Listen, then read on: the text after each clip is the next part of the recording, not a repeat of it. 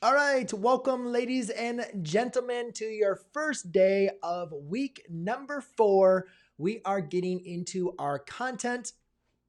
In this case, we will be covering the parabola. So now things are actually going to get moving. So I hope you're ready. You completed some of your homework. You've looked over this material. I did want to bring to your guys' attention some new things that I did adjust here. Not that. Let me go through back into your teams. All right, so you guys are replying to your attendance, which is awesome. Thank you very much. I did want to let you guys know, though. Let's see. I can't believe I can't. Don't forget. Yeah. Let's see if I can show that. There you go. All right. So one thing I just wanted to make to your attention is the idea of the attendance. So you guys have the attendance question, right? You guys are used to that one. And then also you have the lesson, which obviously for those of you that are on, that's how you get there. But the other thing I wanted to point out too was the ellipse of the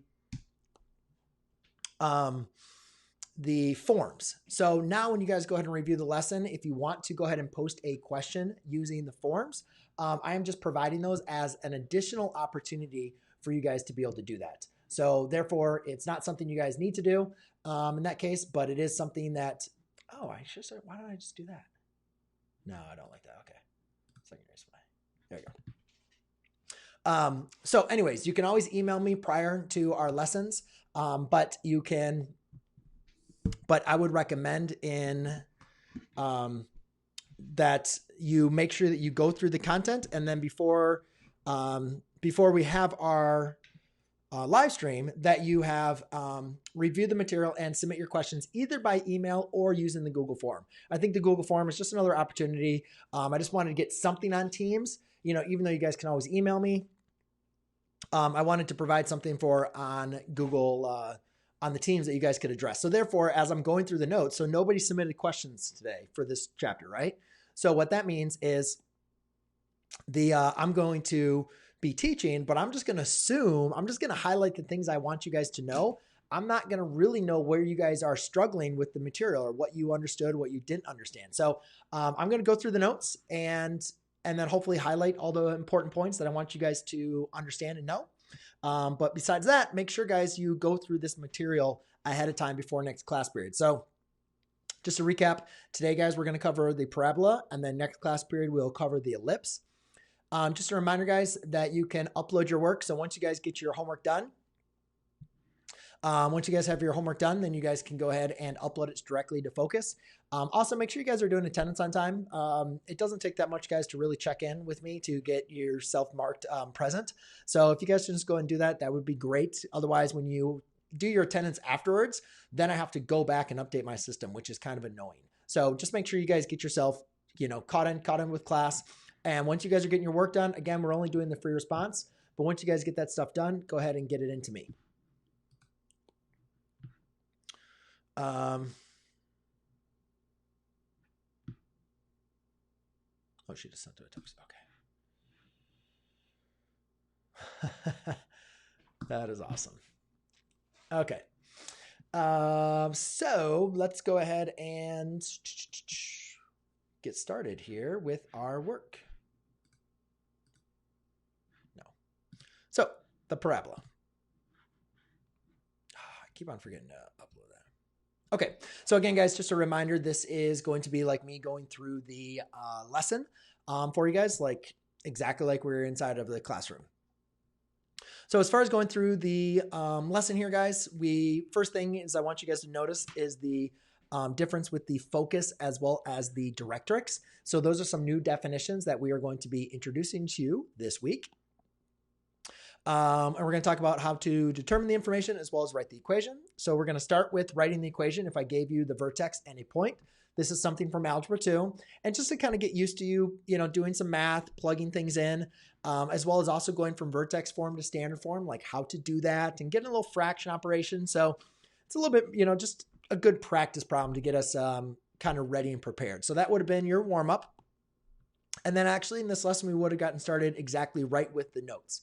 So you guys can see in these notes, I actually now address what P is. P is what we call the focal length, and that is the distance from the vertex to the focus. Now, please note that P could be positive or P could be negative. Now, this is a vertical parabola. How do we know that this is a vertical parabola just from the equation? We know it's a vertical parabola from the equation because x is squared, right? And you remember that from quadratics. When x is squared, like y equals x squared, that opens up, right? Or it could open down if there's a reflection. So, and then, yeah, I don't want to get into it. But anyway, so we're not using A and B and C anymore, right? And actually A equals 1 over 4P, which I don't want to get in, but just a quick little FYI. But anyways, you can see that HK represents our vertex, just like from vertex form.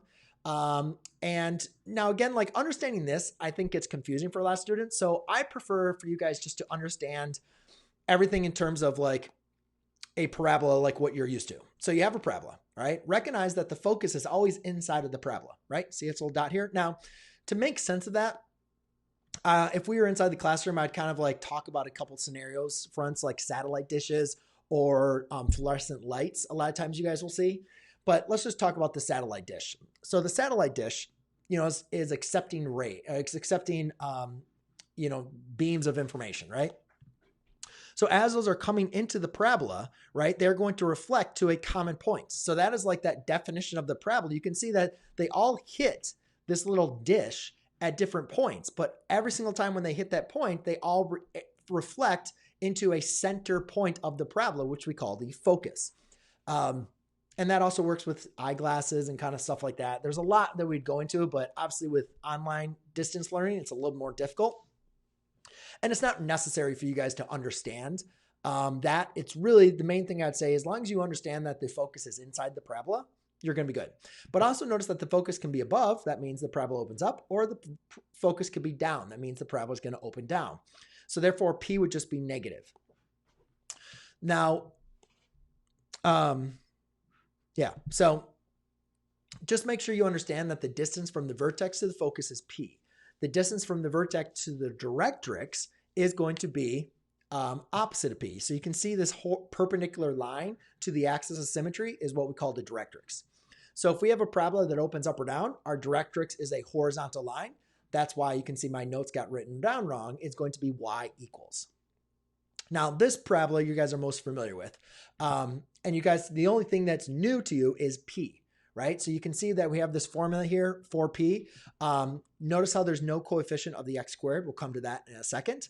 And also make sure that when you are identifying everything in the standard form, that x and y both have coefficients of 1. So you can see how they're in parentheses. Everything else has been factored out.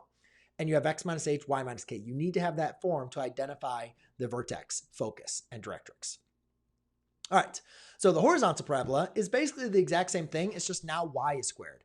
So you can see everything's the same. Notice how h is still with x and k is out with y. So those are always going to remain with each other.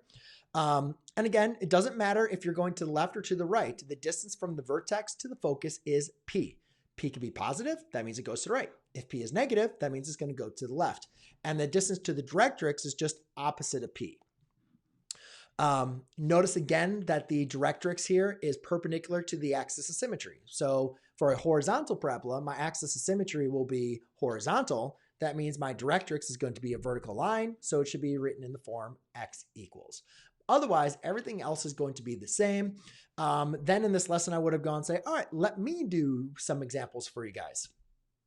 And if I was going to go through doing these examples for you, you can see in this first part, what I did is it's not necessary, but as far as like a teaching portion, you can see that instead of writing it negative y, if you write it as -1 factored out, y minus 0, you can see that this represents 4p and that represents your k. Because again, our goal here is to find the vertex, focus, and directrix. So in doing that, the easiest thing to do is put it in standard form first. So this is already in standard form, but you could maybe get a little bit more detailed standard form. You can easily identify h and k. That's the vertex. That was easy. And then whatever you factored out of your linear term is equal to 4p. So 4p is equal to -1. That means p equals -1/4. Now, to understand what the focus and the directrix, you can use the notes that I just gave you, but in my opinion, it's kind of confusing. So let's kind of go through what we know. We know hk, so that's the vertex, and we know the value of p. we see that x is squared. So we know that it either opens up or opens down. But since my p is negative, right, from the vertex to the directrix is negative, that means it has to go down. So you can see I just did a rough sketch here of what that parabola would look like. So here's your focus. If you're going to go down, so your focus is what? At 1, 0. So if you're going to go down from 1, 0, 1/4, it's going to be 1 comma negative 1/4. So you can use the formulas. In my opinion, it's just confusing. So therefore, I just like to kind of like sketch it. The directrix is going to be 1/4 above the vertex. And again, remember the directrix is not a point, it is a line. So you can see that's going to be y equals 1/4. In the next example here is, you can see in this example, it looks like it's in standard form, but it's actually not in standard form. So in this case, if you guys look back up there, if you look in this case, we have coefficients of a linear term, but not of this quadratic term. So what that means is I got to get rid of that 4. So I divide by 4 on both sides. Now it's in standard form. Now I can identify my h and my k, right? H is with x, k is with y. And then 4p is equal to 4, so therefore p equals 1. Notice that y is squared. So now my parabola opens up left or right. Well, since p is positive, my focus is going to be to the right of the vertex, right? So therefore my parabola has to open up to the right. And again, if the vertex is -1, 1, and I need to move to the right, my focus is going to be at 0, -1. You can see why I didn't use the formulas here. I just like to use a little common sense. It's nice to know the formulas in case you have like fractions and stuff that gets a little bit harder. But besides that, I think just sketching like where everything is at is going to be sufficient. And then remember, guys, the directrix is going to be in the opposite direction of the vertex, right? So the focus is moving to the right. The directrix is moving to the left. Just remember it's going to be a vertical line. So that's why it's x equals -2. So those would have been the 2 examples I would have covered in class. Then I would have said, all right, guys, group number 1, you guys get A. Group number 2 gets B, right? You guys know the kind of scenario. And you guys would have done these problems on the board. So I'll just kind of go through these. You guys can see, main thing, if there's no x minus h, y minus k, you guys can see how that's just going to be 0, 0. And I think I did that a lot of them. Yeah. So we broke that in quite a bit for all these. And these ones are a little different just because you have an x and y on the same side. So again, that's something you'd want to just go ahead and make sure you get the x and y's on opposite side for the standard form. And then over here, you didn't have to like rewrite it like this, but again, sometimes that's helpful to understand things. And this one, just be careful.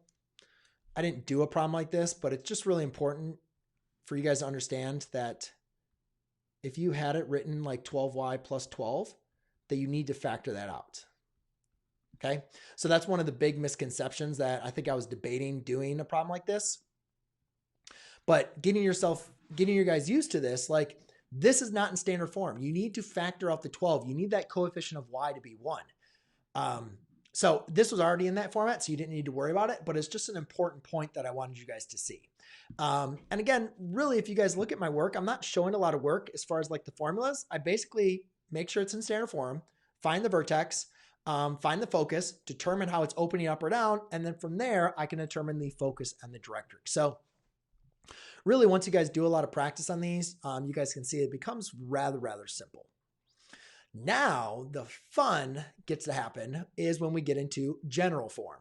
So the groups that got all the easy problems, I would now give them this and I'd say, all right, that was the fun stuff. Now let's go and do these more difficult examples for you guys to work on.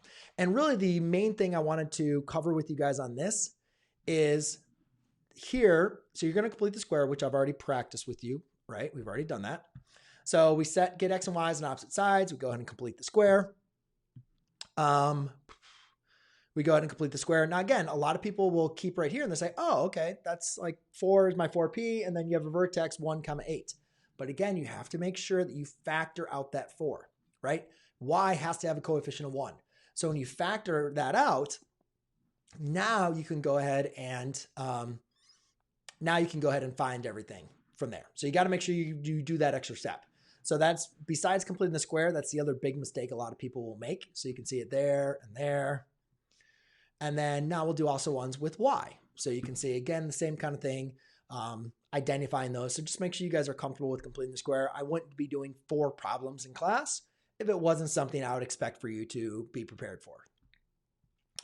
The next example is write the equation of the parabola. So now I am giving you the information and I'm saying, tell me what the equation is. Now, again, there's only 2 equations, right?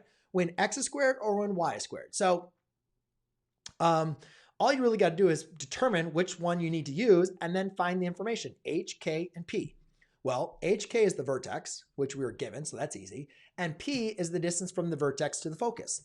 So how do you know what that distance is from the vertex to the focus? The best, easiest, fastest thing to do is just to plot the points, right? And there's no reason that everybody should not be able to plot a point 0, 0, and 0, -2 and label them. There's the vertex, there's the focus.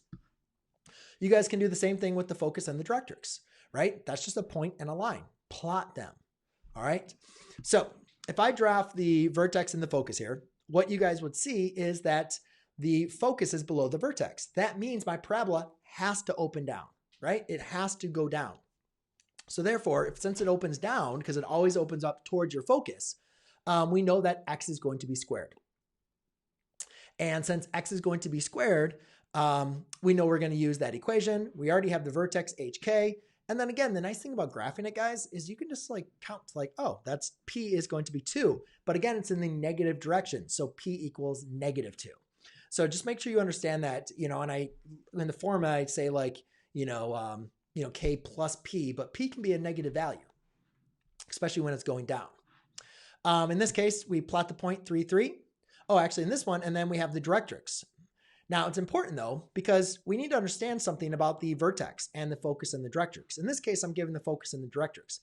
What relationship do you guys see with this focus and the directrix? Well, what we see is that the vertex is right in the middle between the directrix and the focus, right? It's right in the middle there. So it's really like if you know the distance between the directrix and the focus, just divide that by 2 to find where the vertex should lie.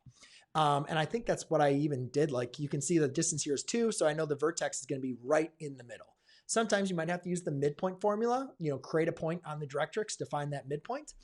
But it's just something for you to make sure that you understand, because here you have your focus and then now you can just go ahead and write your vertex from there. And then also we have, so now again, we know that my parabola has to open up towards my focus. So therefore I'm going to be using this equation where x is squared. I plug in my h and my k, which I had to figure out as the midpoint to be 3, -3 or 3, 3. And then I just really counted vertex to focus to be 1. All right. And basically guys, the rest of them are kind of self-explanatory. I do the exact same thing for you guys. And I had to change some problems, which actually I just realized I don't want to change those. I actually probably should have gone back to the originals, but either way, it is what it is. It's all done. So that is, we'll just cover it. We'll just work from there. And then after, so what I expected you guys to do is go through, write down the notes, do some of these problems just like you were in class, and then we can look at the homework. So again, guys, just remember when you're doing your homework, you can print out the blank sheet. You can do your work on a separate scratch piece of paper. But all I'm asking you guys to do is make sure you turn in the free response. Make sure you guys get that uploaded onto the website. So again, in this case, you guys can see it's the same thing happening again, right? Same thing that's going on here. We are making sure that we're putting the equation in standard form first. And then once it's in standard form, we are, once it has standard form, we're identifying the vertex as well as the value of P. Then here we're given pieces of information. And from that given piece of information, we are going to plot it and determine the equation. And then, and determine the equation if it opens up or down or left or right. So otherwise, guys, as long as you have signed in, that is all I have for you today. Let's please make sure you guys get your homework done. Remember what I talked about on the quiz to get those questions into me for the ellipse. That will be another lesson that we'll be covering. One thing also I wanted to remind you guys of is there is the multiple choice. Again, you do not need to submit that in there, but you guys can see I do have that provided to you for your homework. So let's go ahead and get your work in. Make sure you guys get that uploaded to Focus so you don't have to worry about it. And otherwise, guys, I think you should have a great rest of your Monday, and I will see you guys on Wednesday. Cheers.